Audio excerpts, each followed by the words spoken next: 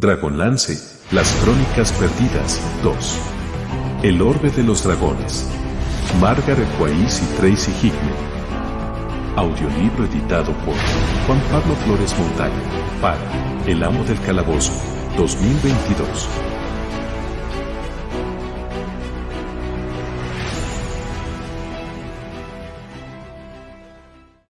(34) La manada de lobos.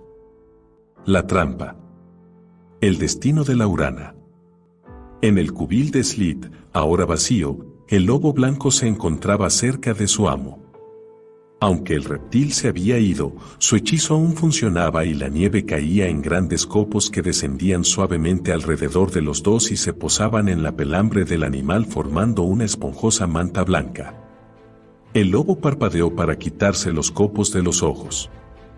Los otros miembros de la manada del lobo permanecían quietos o paseaban cerca de él sin dejar de agitar y erguir las orejas, atentos a cualquier sonido. La hembra dominante, compañera del macho, alzó el hocico y husmeó el aire. Se puso tensa. Los otros lobos dejaron de moverse, alzaron las cabezas, alertas, atentos a lo que había llamado su atención. La loba miró hacia atrás, a su pareja. El lobo miró a Fealtaz. El brujo invernal permaneció inmóvil. La nieve le apelmazaba las prendas de piel y formaba una segunda capa. El elfo miraba fijamente los túneles, a los que alumbraba una luz mágica porque no quería que sus enemigos fueran tropezando en la oscuridad. También él olisqueó el aire. Aguzó el oído. El suelo tembló como si hubiera un terremoto. Los túneles crujieron y chirriaron. Allá arriba se oyeron los gritos de heridos y moribundos, el sonido de la batalla. El castillo estaba siendo atacado. A Fealtaz eso le daba igual. Por él, que los dioses de la luz dieran rienda suelta a sus arrebatos de cólera, que arrasaran aquel lugar hasta sus cimientos. Solo tenía que aguantar el tiempo suficiente para que él pudiera destruir a los ladrones que andaban tras el orbe de los dragones. La nieve dejó de caer mientras Fealtaz pronunciaba palabras de magia con las que entonaba un hechizo poderoso. Al principio salmodiaba las palabras del conjuro, pero acabó con un aullido. La piel blanca de las ropas se le adhirió a la carne. Las uñas le crecieron y se curvaron hacia abajo hasta transformarse en garras. La mandíbula sobresalió hacia adelante y la nariz se alargó para formar un hocico. Las orejas se le desplazaron hacia arriba y aumentaron de tamaño. Los dientes se desarrollaron y los colmillos se volvieron afilados y amarillos, sedientos de sangre. Estaba a cuatro patas, sintiendo cómo los músculos se le tensaban en la espalda, percibiendo la fortaleza de las piernas. Se deleitó con su fuerza. Era un lobo enorme, el señor de los lobos. Superaba en mucho la talla de los otros miembros de la manada, que se movían furtivamente a su alrededor y lo observaban con los ojos rojos, inseguros, cautelosos, pero aún así dispuestos a seguirlo donde los condujera. Acrecentados los sentidos, Fealtaz captó lo que los otros lobos olfateaban. El olor a humanos flotaba en el aire gélido. Oyó la respiración jadeante y las firmes pisadas, el tintineo de una espada, algún retazo de conversación, aunque los solámicos eran parcos en palabras porque reservaban el aire para respirar. Su trampa había funcionado. Venían a él. Fealtaz saltó y echó a correr, los músculos contrayéndose, expandiéndose, contrayéndose, expandiéndose. Las patas se alzaban del suelo, empujando para apartarse de él, se extendían en una larga zancada. El viento le silbaba en las orejas. La nieve le pinchaba en los ojos. Abrió la boca e inhaló el aire mordiente, la saliva le goteó de la lengua que colgaba a un lado de la boca. Sonrió en el éxtasis del disfrute de la carrera, de la cacería y de la perspectiva de la matanza. Dentro de túnel de hielo, Derek se detuvo para consultar el mapa que le había dado Rhaegar el joven. Los pasadizos en los que habían entrado no existían 300 años atrás. El cubil del dragón estaba marcado en el mapa, aunque el antepasado de Rhaegar no le había dado ese nombre puesto que los dragones no se habían visto en Krynn desde hacía muchos siglos.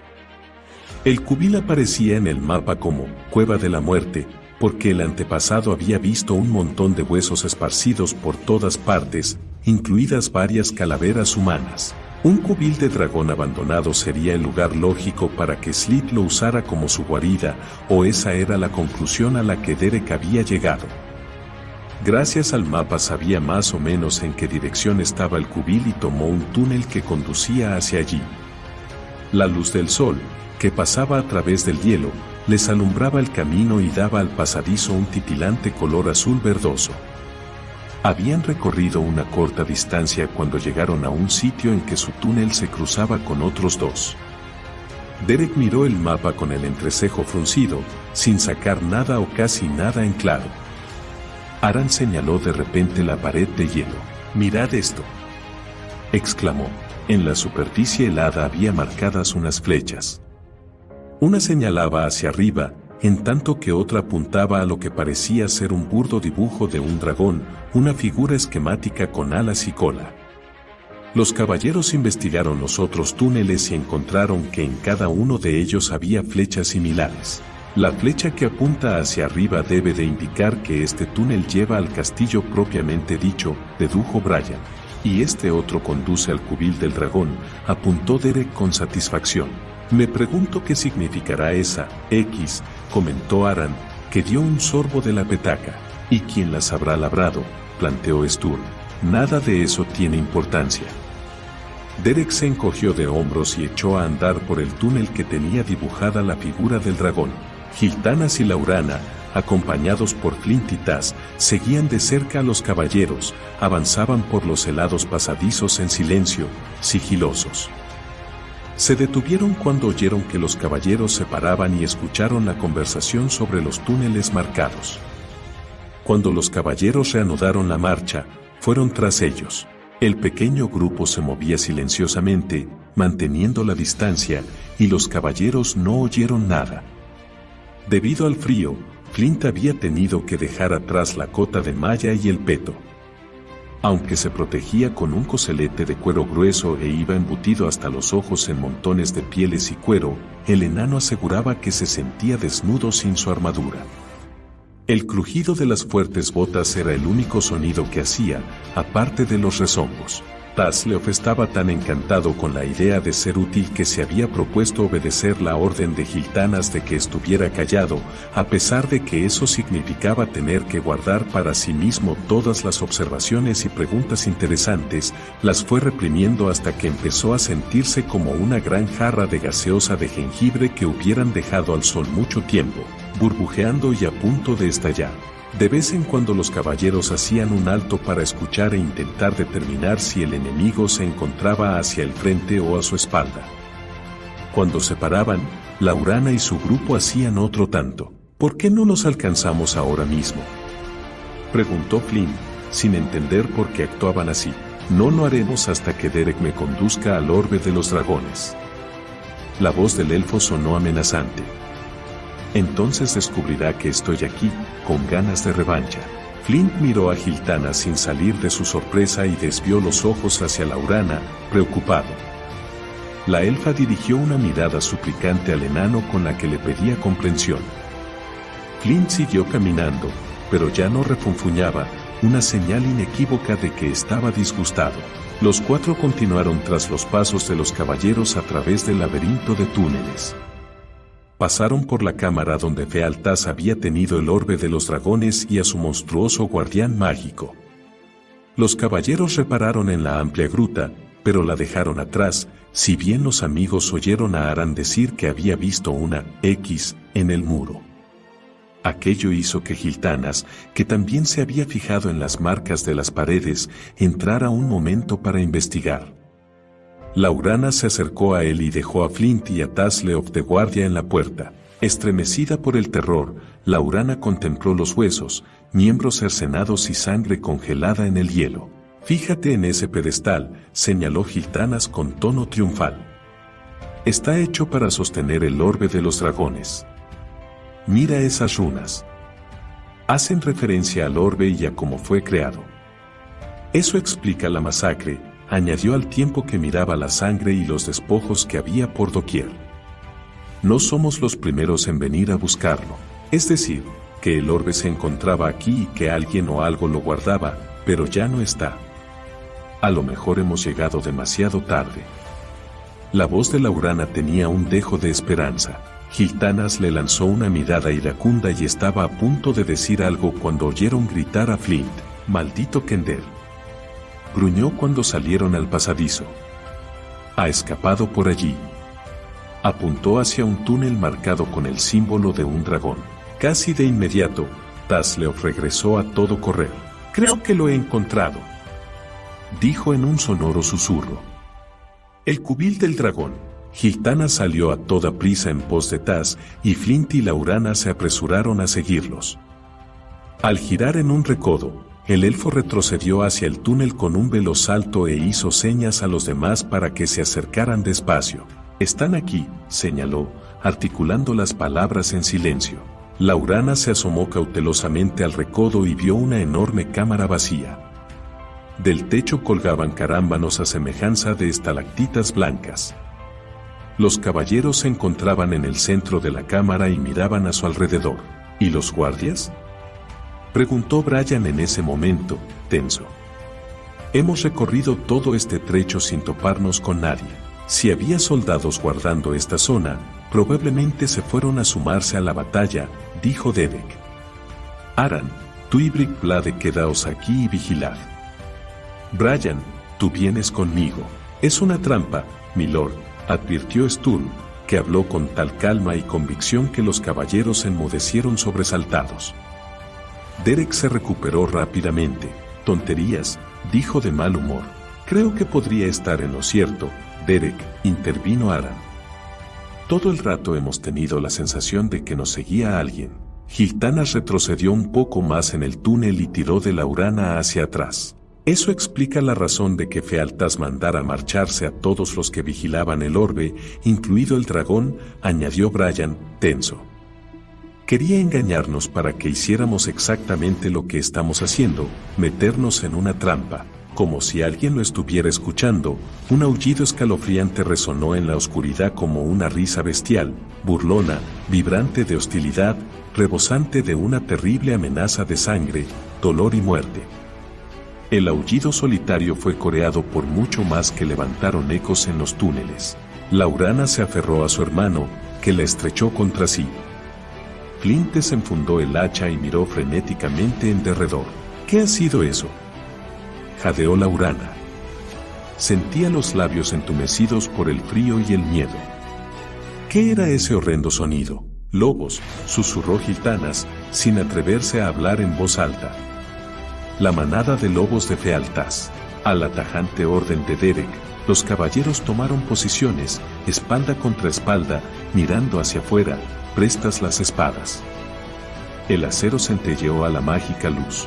Los lobos tenían cercados a los caballeros. Las fieras, una masa de pelambres blancas contra el fondo de la nieve y rojas pupilas feroces, daban vueltas alrededor de los caballeros con pasos silenciosos, acercándose más y más.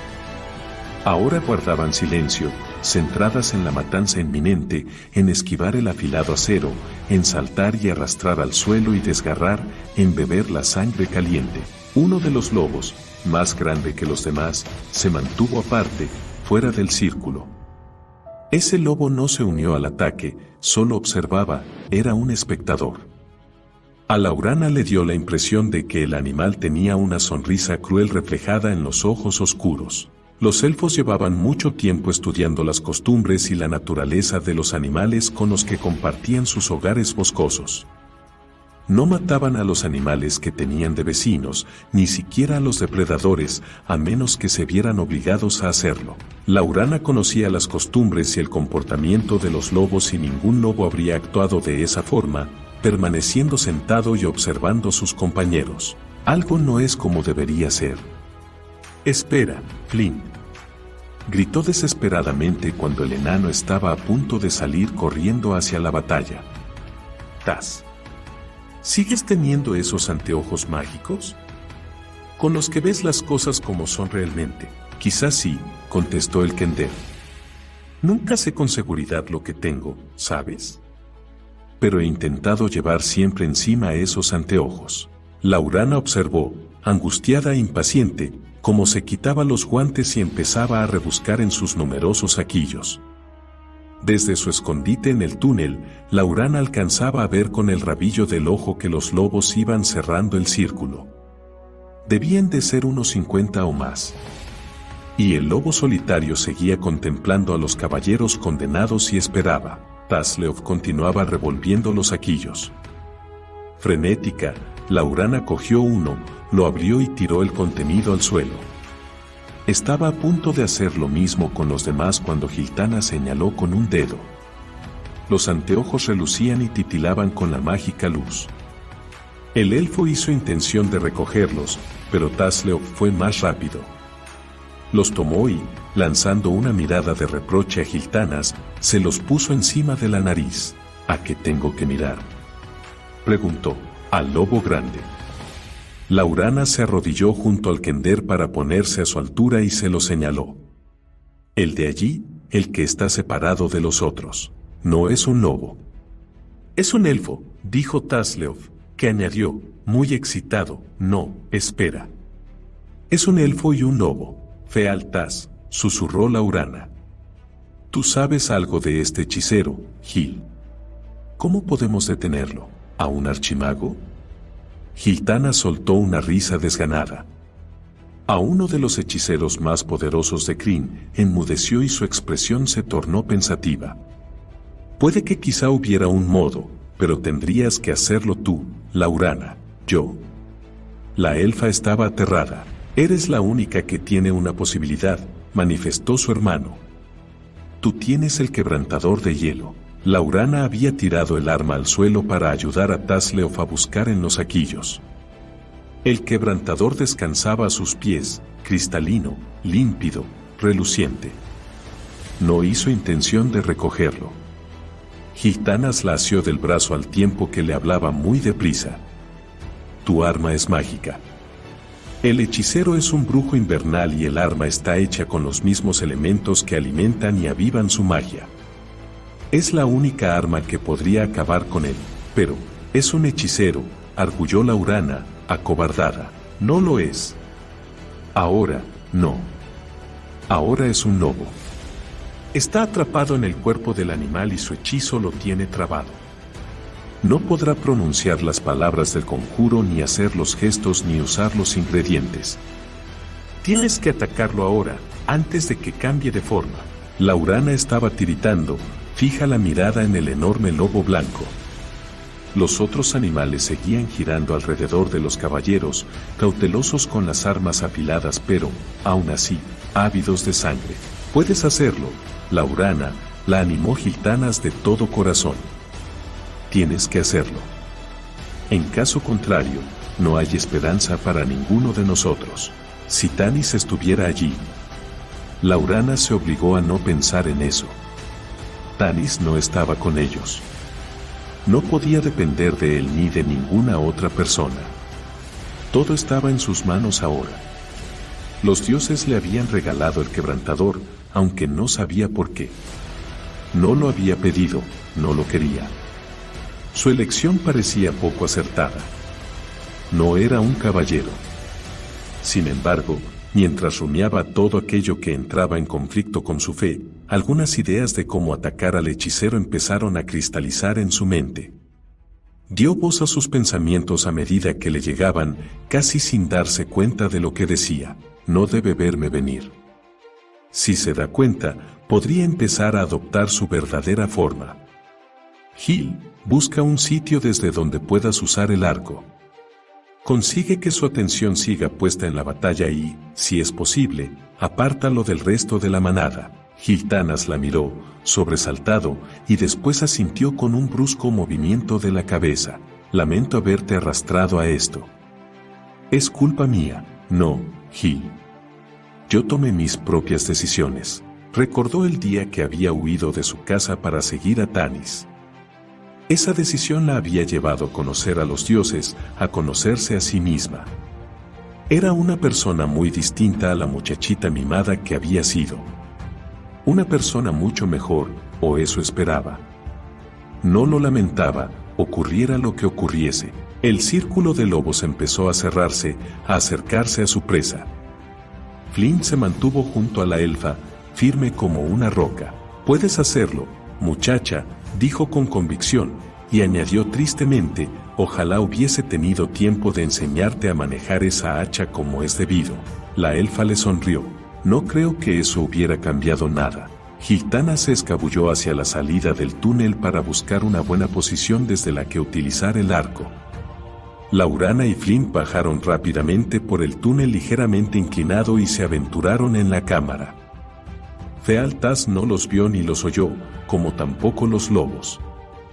Estaban pendientes de la cercana presa, centrados en la matanza. Tasleov se lo había estado pasando muy bien subiendo y bajando los anteojos a fin de ver al elfo en cierto momento y al lobo en el siguiente.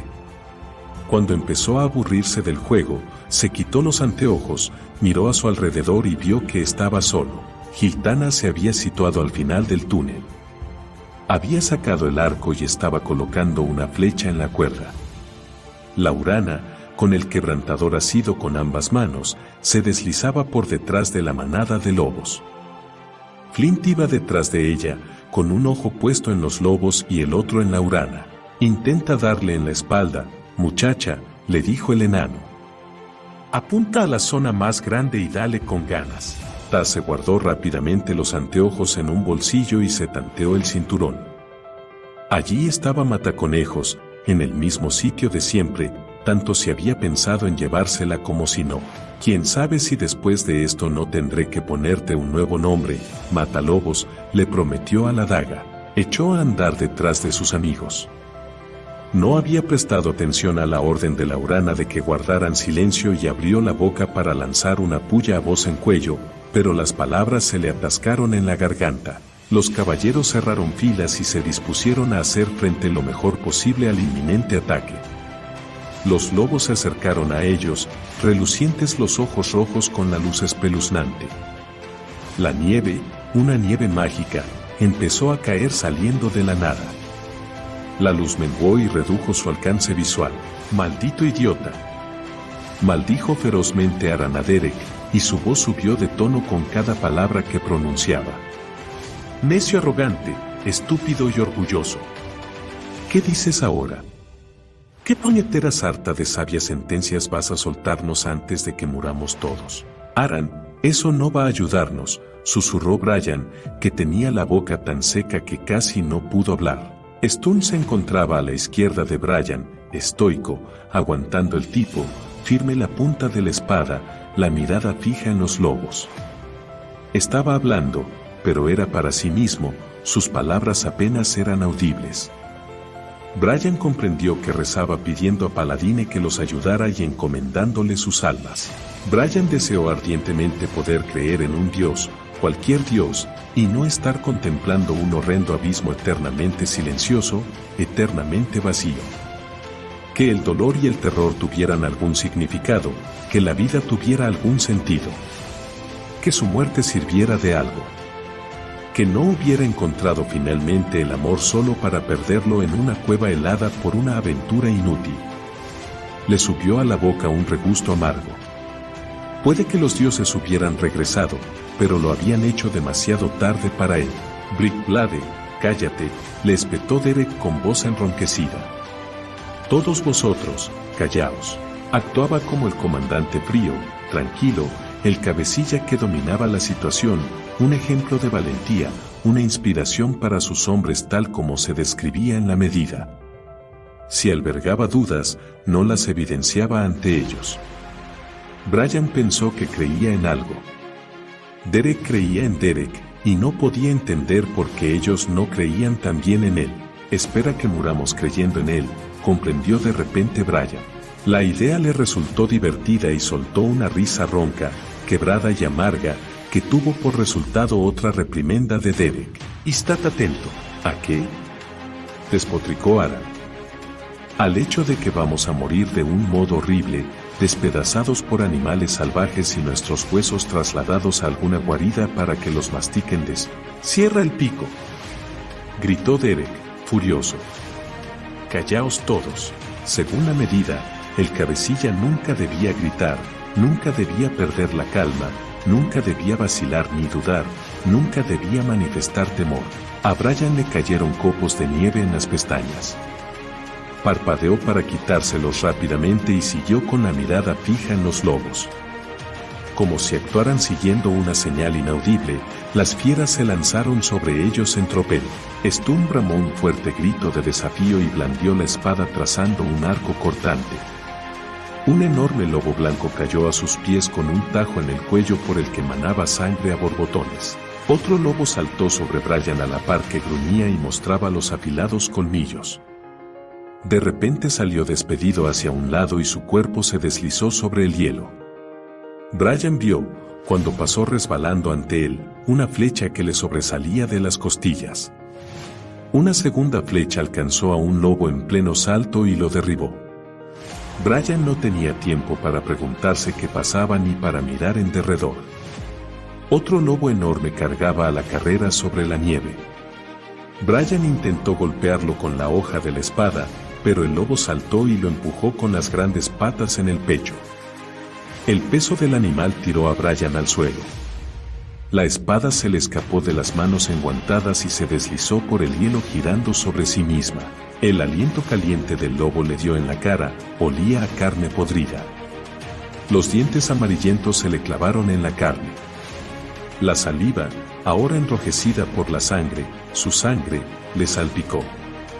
El lobo lo tenía inmovilizado. Lo golpeó con las manos en vano. El lobo hundió los colmillos en el cuello de Brian y el caballero chilló. Sabía que había chillado, pero, para su horror, no se oyó nada excepto un gorgoteo. El lobo mordió con fuerza, listo para desgarrarle la garganta.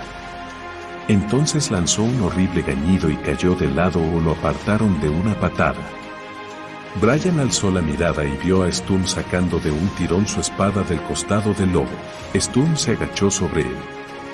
Brian casi no lo distinguía con la copiosa nevada. Sturm asió firmemente su mano, la sujetó con fuerza, aun cuando seguía arremetiendo y lanzando tajos con su espada para rechazar a otros lobos. Me incorporaré dentro de un momento, quiso decirle Brian. Te ayudaré a luchar. Solo tengo que recobrar el aliento. Brian se aferró a la mano de Sturm e intentó respirar, pero no logró llevar aire a los pulmones. Siguió agarrando la mano de Sturm. La nieve caía y los copos en sus labios eran muy fríos y se soltó. Laurana vio caer a Brian. Vio que Sturm se inclinaba sobre él sin dejar de luchar e intentaba impedir que los lobos lo atacaran. Uno de los animales saltó sobre los hombros de Sturm, que, merced a un gran esfuerzo, logró levantarse y sacudirse de encima a la fiera. El lobo cayó de espaldas y Sturm le hundió la espada en la tripa. El animal soltó un gañido y chasqueó las mandíbulas al tiempo que agitaba las patas por el dolor. Aran combatía con pericia. Su espada estaba resbaladiza por la sangre y a sus pies se amontonaban cuervos. Los lobos retrocedieron sin quitarle ojo y después varios de ellos unieron esfuerzos para derribarlo. Uno se deslizó velozmente por detrás y clavó los afilados colmillos a través del cuero de la bota, a la altura del tobillo, de manera que le cortó un tendón. Aran trastabilló y los lobos saltaron sobre él gruñendo y enseñando los dientes, mordiendo y desgarrando. Aran gritó pidiendo ayuda. Sturm no podía hacer nada, no podía acudir en su auxilio. Un lobo lo había agarrado por la manga del brazo con el que manejaba la espada e intentaba hacerle perder el equilibrio. Sturm le asestó un puñetazo en un intento de lograr que abriera las fauces. Laurana oyó los gritos de Aran y se volvió a mirar. Flint ve en su ayuda, gritó. El enano la miró ceñudo, dubitativo, sin querer separarse de ella. Ve. Lo apremió. Flint le dirigió una mirada angustiada y después corrió en ayuda de Aran. El enano cayó desde atrás sobre los lobos atacantes y rugió a la par que descargaba tajos con el hacha, que enseguida se tiñó de sangre. Los lobos, enloquecidos con el olor a sangre fresca, no le hicieron caso y siguieron atacando a Aran, que había dejado de debatirse. Una de las alimañas murió con los dientes clavados aún en la carne del caballero. Flint quitó el cadáver del animal de encima de Aran y se plantó ante el cuerpo del caballero para defenderlo de los lobos. «Reorx, ayúdame», gritó el enano mientras blandía el hacha, y la hoja de acero, cubierta de sangre, relució con un intenso color rojo a la luz del túnel. A los lobos no les gustaba la luz y se mantuvieron alejados, pero no dejaron de vigilarlo. «Aran», gritó Derek, que se volvió a medias. Pero estaba librando su propia batalla y no pudo ver qué había pasado. Flint echó una rápida ojeada al caballero, enterrado bajo cadáveres de lobos, pero no se atrevió a descuidar la vigilancia de los animales. «Taz», llamó a voces. «Te necesito. Aquí. Ocúpate de Aran», ordenó cuando el Kender llegó corriendo. Tazleof apartó a patadas, frenético, los cuerpos ensangrentados de los animales hasta dar con Aran. Los ojos del caballero estaban abiertos de par en par, sin parpadear a pesar de los copos de nieve. Le habían desgarrado la mitad de la cara. La sangre había formado un charco que se había congelado en el hielo debajo de él. «¡Oh, Flint!», gritó Taz, la voz ahogada por la consternación. Flint miró hacia atrás. «Que Reorx lo acompañe», murmuró ásperamente. Taz le gritó una advertencia y Flint se volvió mientras blandía el hacha contra los lobos que se abalanzaban sobre ellos. Stone se puso espalda con Derek para que los lobos no los derribaran por detrás, como habían hecho con Aran. Los dos hombres se encontraban en medio de un círculo de cuerpos. Algunos de los lobos, heridos, gemían e intentaban en vano incorporarse. Otros yacían inmóviles. El hielo se había teñido de rojo con la sangre. Las espadas de los caballeros estaban resbaladizas al correr la sangre por la hoja y empapar la empuñadura. Sudaban copiosamente bajo las ropas de piel. Su respiración era agitada y cubría de escarcha los bigotes y las cejas. Los lobos vigilaban, esperando que se abriera una brecha. De cuando en cuando, una flecha llegaba volando desde la oscuridad y derribaba a otro animal, pero Giltana se estaba quedando sin flechas y tenía que asegurarse de que cada disparo diera en el blanco. «¿Aran?», preguntó Derek con voz enronquecida, entre jadeos. «Muerto», contestó Sturm, resollando. «Nada más». Derek no preguntó por Brian. Sabía la respuesta. En cierto momento casi había caído sobre el cuerpo de su amigo. Los lobos se acercaban otra vez. Flint estaba a la defensiva, luchando para salvar la vida. Ya no bramaba, tenía que ahorrar esfuerzos y aliento. Un lobo saltó hacia él. Arremetió con el hacha, pero falló y la bestia le cayó encima, derribándolo. Tazleof saltó sobre el lomo del animal. El Kender parecía acometido por un ataque de furia Kender y gritaba insultos que no servían para nada, porque los lobos no le entendían ni les importaba. Montado en la bestia, Taz acuchilló al lobo en el cuello y volvió a acuchillarlo otra y otra vez, con toda la fuerza de su pequeño brazo hasta que el lobo se desplomó en el suelo, muerto. Tazleof se quedó de pie sobre el animal, mirándolo con gesto sombrío, dispuesto a matarlo de nuevo si por casualidad se le ocurría volver a la vida. Cuando la fiera se movió, el Kender lanzó un grito salvaje y empezó a acuchillarlo otra vez. Por poco no hirió a Flint, que intentaba salir de debajo del cuerpo del animal. Laurana había visto el caos con el rabillo del ojo. Valiéndose de la nieve mágica del hechicero como cobertura, la elfa rodeó por detrás a Fealtaz para llegar hasta él por la espalda. Giltanas disparó a Fealtaz y el enorme lobo que no era un lobo tuvo que apartarse del resto de la manada para evitar las flechas del elfo. Obligado a permanecer en los límites del lugar del ataque, Fealtaz paseó de un lado a otro sin quitar ojo a la refriega, con la lengua afuera, los colmillos goteando saliva, como si estuviera saboreando la sangre. No vio a Laurana hasta que la elfa estuvo casi encima de él, viniendo desde atrás. Con los aullidos y gruñidos de los lobos no la había oído aproximarse. Al ir acercándose, Laurana había reparado en el cuerpo de Brian tirado en el hielo ensangrentado. Había tenido miedo, pero la rabia lo hizo desaparecer. Enarboló el quebrantador y, recordando las instrucciones impartidas a toda prisa por Flint, inició un golpe en arco para golpear al lobo en la espalda y cortarle la columna vertebral. Fealtas presintió su presencia. La cabeza del lobo giró y con la mirada la traspasó hasta el fondo del corazón. Los ojos la inmovilizaron del mismo modo que el lobo había paralizado a Brian. La elfa se detuvo en mitad del movimiento de ataque y el quebrantador se quedó suspendido en el aire, preparado, listo para descargar el golpe mortal. Pero la voluntad de Laurana se disipó como agua caída en la arena. Fealtas la miraba fijamente, tanteando en lo más hondo de su ser, la figurada mano espoliadora hurtándole los secretos de su corazón, seleccionando y escogiendo, guardando lo valioso y desechando lo que no le servía. Con un ataque de pánico, Laurana comprendió que Giltana se había equivocado. El archimago podía hacer magia desde el interior del cuerpo del lobo.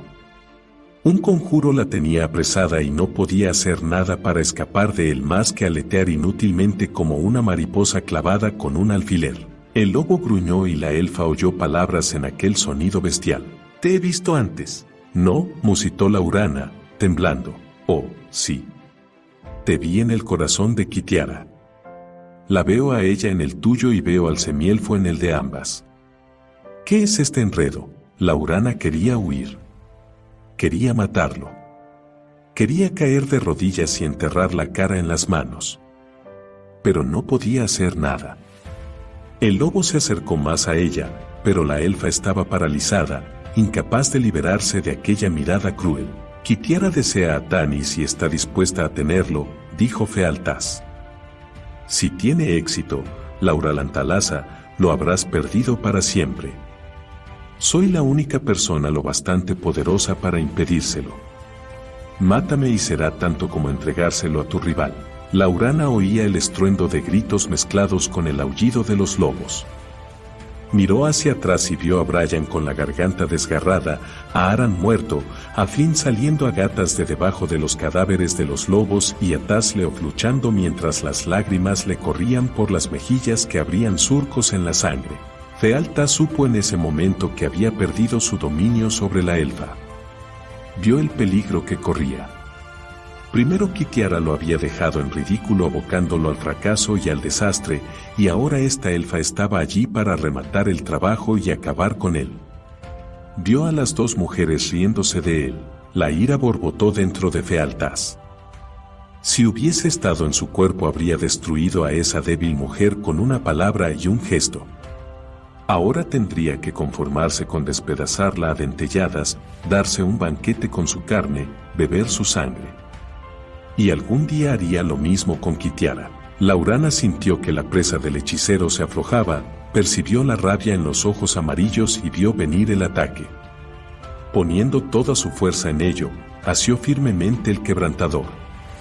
Se olvidó de Tanis, se olvidó de Kitiara, puso su pasado, su futuro y a sí misma en manos de los dioses. Se hizo dueña de su propio destino. Chasqueando los dientes, el lobo saltó sobre ella. «Que así sea», dijo sosegadamente Laurana, e impulsó el quebrantador en un arco dirigido a la garganta del falso lobo. La hoja mágica, bendecida por Habacuc, sesgó la magia del brujo invernal y penetró profundamente en su cuello. La sangre salió a chorros. Fealtas aulló.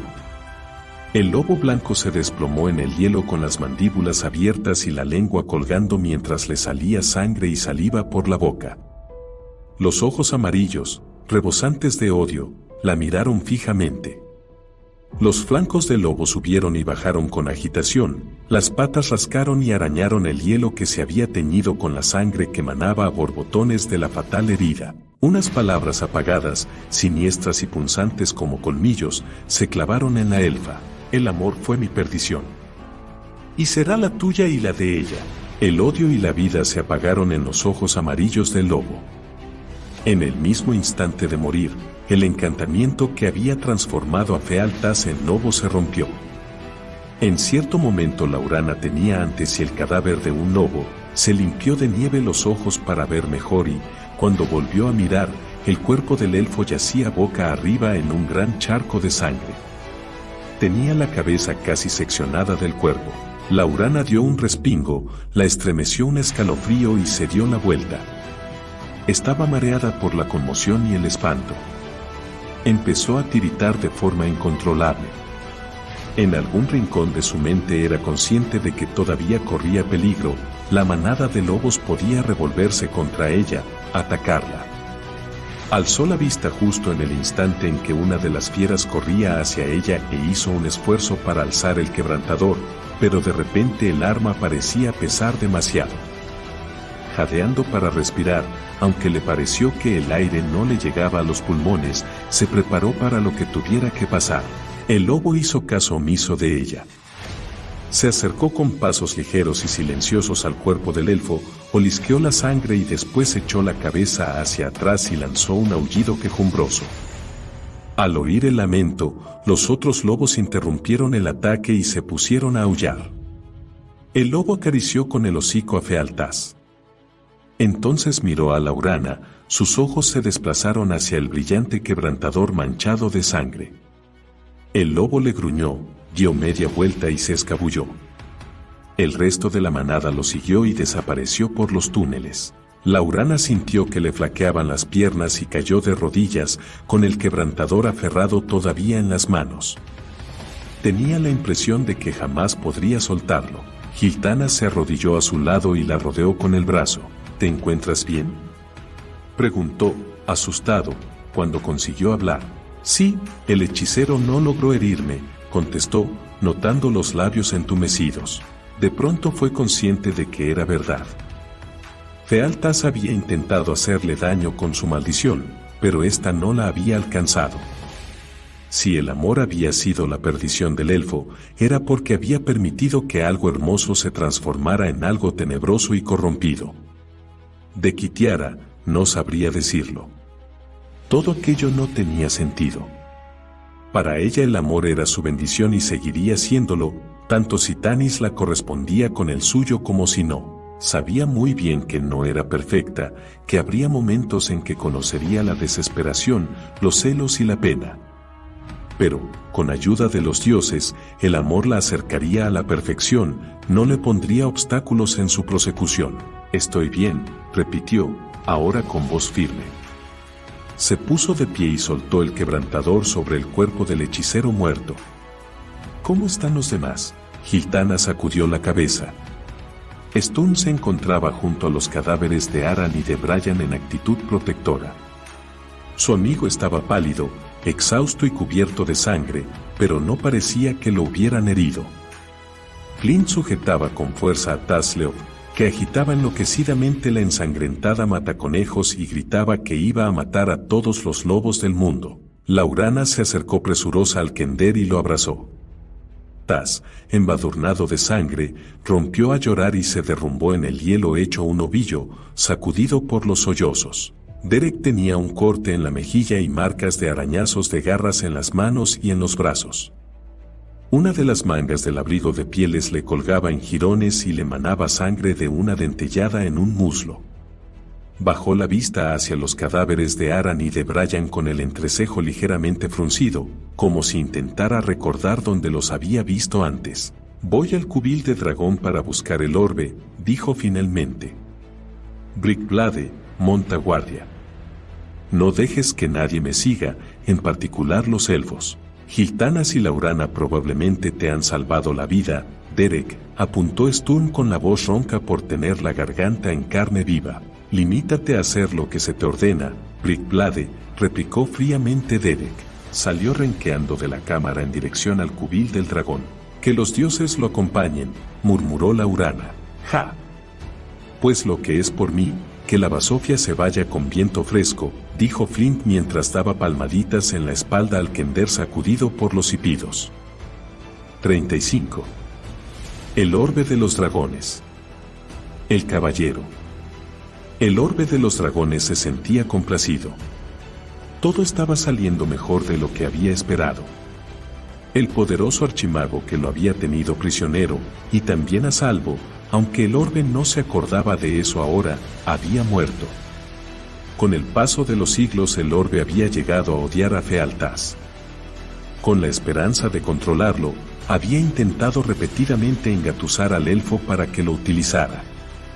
El hechicero había resultado ser demasiado listo para engañarlo y el orbe se había enfurecido y había urdido planes para hallar la forma de escapar de aquel lugar desierto y dejado de la mano de los dioses. Y entonces dejó de estar desierto. Taquisís regresó y le habló con dulces palabras de sangre, fuego y victoria, y el orbe escuchó sus halagos y ansió formar parte de su nuevo mundo. Pero Fealtás no le dejaba marcharse. El hechicero, con su propio valedor entre los dioses, era tan poderoso que podía hacer oídos sordos a Taquisís. Entonces a Ariacar se le ocurrió el plan de utilizar el orbe para provocar la caída de los olámicos, y Quitiara llegó para poner en marcha ese plan. Mató al guardián y Fealtás no tuvo más remedio que poner la custodia del orbe en manos de una dragona obtusa y torpe. Y además, el hechicero, en su arrogancia, había sido tan estúpido que había utilizado el orbe para atraer a sus enemigos hacia una emboscada. El orbe no había tomado parte activa en la destrucción de Fealtás, pero le complacía pensar que sí había sido, en cierto sentido, de utilidad. Ahora el caballero victorioso iba a reclamar su premio. Las esencias de los 5 dragones atrapadas en el interior del orbe se agitaron de manera turbulenta, anhelantes. El orbe brillaba con una luz horrenda que se apagó en el mismo instante en que el caballero pisó la cámara. Se quedó transparente como un lago cristalino en un hermoso día de verano. Ni una onda alteraba la plácida superficie. Con la apariencia de algo puro, inocente, benigno e inofensivo, descansaba en su pedestal. Y esperaba. El caballero entró en el cubil con cándida vanagloria e ignorancia total. Cojeaba y avanzaba despacio y con cautela. Empuñada la espada, miró en derredor buscando al dragón o a cualesquiera otros guardianes. No encontraría ninguno.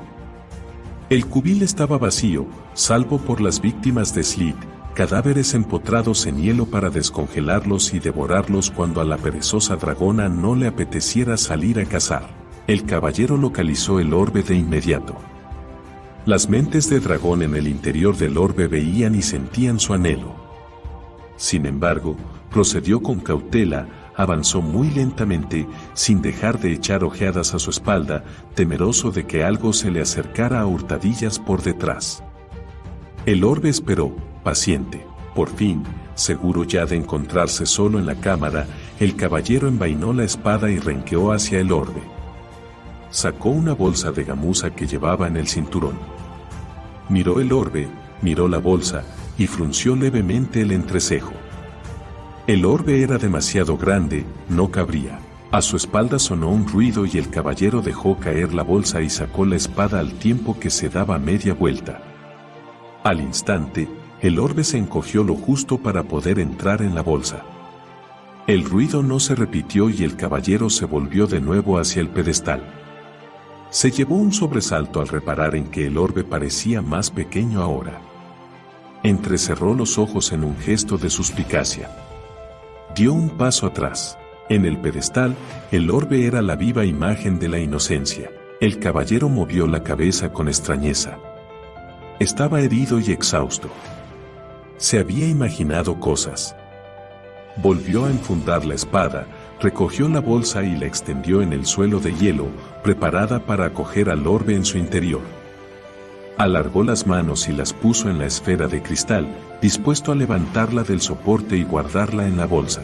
Oh, las cosas sobre la magia que el caballero ignoraba pero que estaba a punto de descubrir.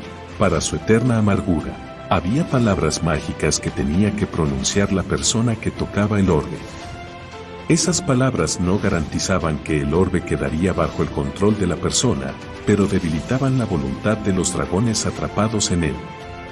La persona que pusiera las manos en el orbe debía tener una enorme fuerza de voluntad y estar dispuesta a aferrar y dominar la esencia de los dragones atrapados.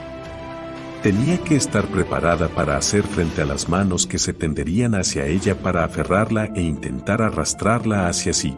El caballero creía que solo tenía que recoger una esfera de cristal transparente. Salió de su error de manera repentina, aterradora. La luz centelleó en el globo y le dio directamente en los ojos. Cerró los párpados para protegerse del cegador resplandor y no vio los colores que empezaban a girar y a danzar. No vio las manos que se adelantaban y agarraban las suyas. El caballero soltó una ahogada exclamación e intentó soltarse, pero no tenía suficiente fuerza. Su voluntad flaqueó. Se sentía confuso y terriblemente asustado. No entendía lo que pasaba y al orbe le resultó sencillísimo lograr su propósito. Lo arrastró hacia sí, lo sumergió, lo sujetó firmemente hasta que dejó de resistirse. Los dragones empezaron a susurrarle palabras de desaliento destinadas a acabar con la esperanza. Cuando hubieron terminado con el caballero, lo soltaron. Complacido consigo mismo, sin ser consciente de que para siempre jamás oiría voces susurrándole por la noche su perdición, Derek Kronhwart se llevó el orbe de los dragones del castillo del muro de hielo. 36. Los muertos y los vivos. Los lobos habían desaparecido, pero no así el peligro. Derek se había ido al cubil del dragón para buscar el orbe. Laurana y los demás permanecían en los túneles situados debajo de un castillo sitiado. Los bárbaros de hielo habían conseguido abrirse paso hasta el interior del castillo y combatían con el enemigo dentro de sus muros. Su tarea no había terminado, el hechicero estaba muerto, pero los que le habían servido aún vivían. Sturm envainó la espada y se arrodilló para componer los cadáveres de sus compañeros. Cerró los ojos a Aran y le cubrió el rostro desfigurado con su propia capa. Limpió de sangre la cara de Brian con puñados de nieve. Laurana había temido que Giltana saliera disparado detrás de Derek, incluso que se enzarzara con él por la posesión del orbe de los dragones. Su hermano no se movió.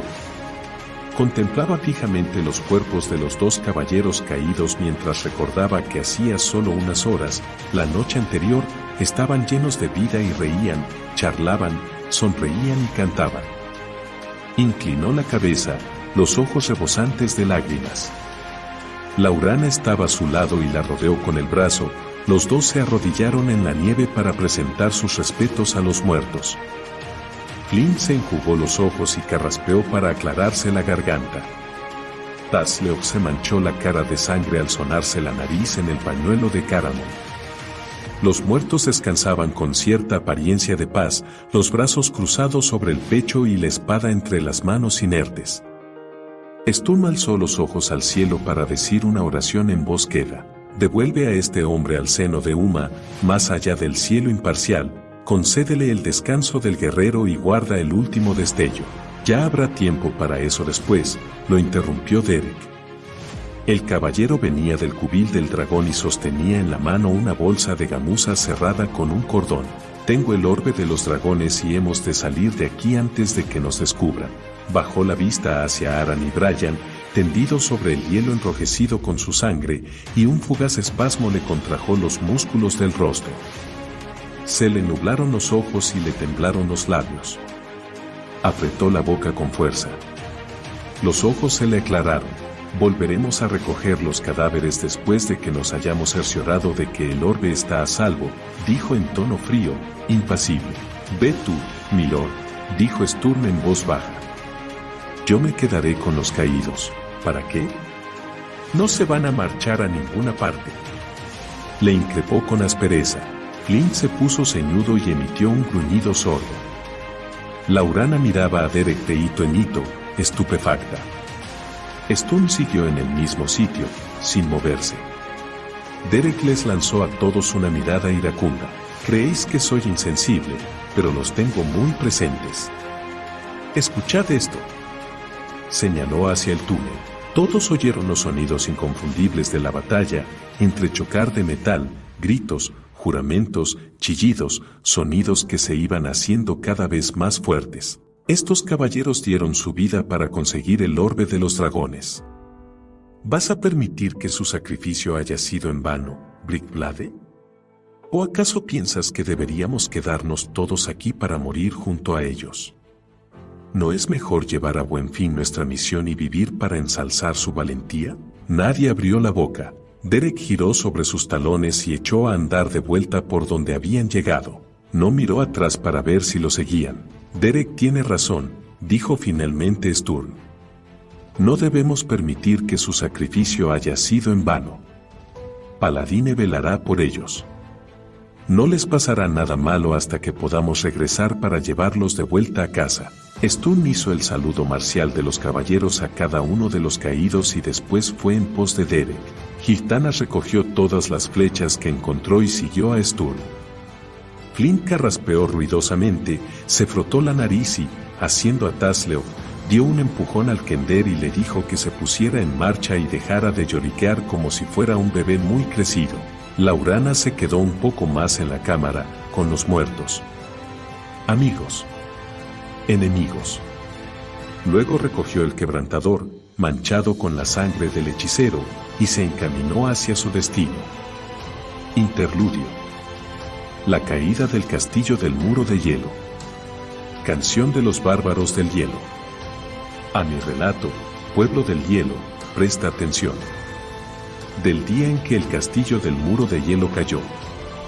Y a las lecciones que enseñan, abre los oídos. Desde tiempo inmemorial, la torre allí se alzaba. Con muros de hielo sobre muros de piedra. Y lo llamaba su hogar el hechicero Fealtas. Ese mago, un elfo oscuro, tenía hechizados a 1 millar de tanois como dotación de las murallas, feroces hombres morsa. Y eso no era todo. Porque esos demonios esclavizaban osos del hielo, que eran vejados y torturados hasta enloquecer, clamando carne y sangre para saciar su rabia. Draconianos, también, a centenares. En las murallas de la torre abundaban, para hacer lo que quiera que Fealtas ordenara, y por si fuera poco, un gran dragón blanco. Cumplía la voluntad del mago. Con su poder, afianzaba el derecho a reinar del elfo oscuro, pues Fealtas gobernar había decidido, con mano de hierro y cruel designio, donde el pueblo, largo tiempo, había perdurado. El pueblo del hielo parecía afrontar su fin. Contra tal amenaza, no teníamos protección. La esperanza al viento se esparció. Escucha, pueblo del hielo, mi relato. Habacuc, nuestro antiguo dios, le habló. Entonces Arracat el viejo en un sueño. Y la victoria en su nombre le prometió, a unirse a la causa de los bárbaros de hielo. También vinieron forasteros y fueron caballeros. Enanos y elfos como parientes acogidos. El jefe Harald, quebrantador en mano, emplazó a los guerreros leales a plantar cara y limpiar los cielos de la mácula de Fealtas. El día que cayó el castillo del muro de hielo, los botes deslizantes partieron al romper el alba, y aunque en nuestros corazones había alentado el miedo, un soplo de esperanza en el aire flotaba. Entonces el milagro sobrevino. El dragón, tal como Habacuc había jurado, se marchó cuando nos poníamos en camino. Abrid los oídos a las lecciones aquí reveladas. Animados por el augurio, alegres los corazones. Nuestros hombres navegaron, los perros corrieron al costado de los botes deslizantes, pero la torre, que aún se erguía alta y poderosa, ensombreció los ánimos con su sombra. Desde ella nos hacían befa los tanois, esa raza monstruosa. De pronto, 2 hombres, Ragat el viejo y Elistan, el clérigo de Paladine, un dios extranjero, desembarcaron del bote con esta encomienda: las obras de los dioses de la luz contemplad ahora, a fin de que los hombres hagan lo que es correcto. Ved que disponen un camino para los que creen y perseveran. Escuchad, bárbaros de hielo, mi relato. Entonces, los 2 ancianos se encaminaron solos hacia el hogar del perverso hechicero. A través de una lluvia de flechas y pedruscos, incólumes, al pie de la torre se detuvieron y atraparon rayos de sol en el aire. Y hacia las murallas los dirigieron. A su contacto, nubes de vapor se alzan, se abren grandes fisuras, y los muros a los tanois en su caída arrastran, y ahora, desde la cubierta de todos los botes, a dar muerte a Fealtas y a sus secuaces. Nuestros guerreros hacia las ruinas corren. Y en cuanto a la magia y al oscuro elfo, bajo el hacha de una doncella elfa cayó Fealtaz y derramó la vida, roja, sobre el hielo. El día en que cayó su poderoso castillo, donde antes se alzaba la poderosa fortaleza. Nuestros guerreros caminan ahora libremente. Del brujo para siempre borrada la amenaza. Cuando la esperanza parezca lejana, recordad este relato. Y dejad que sus lecciones guíen vuestro corazón. Porque nosotros, hermanos míos, somos bárbaros de hielo. Nosotros, oh hermanos, somos bárbaros de hielo.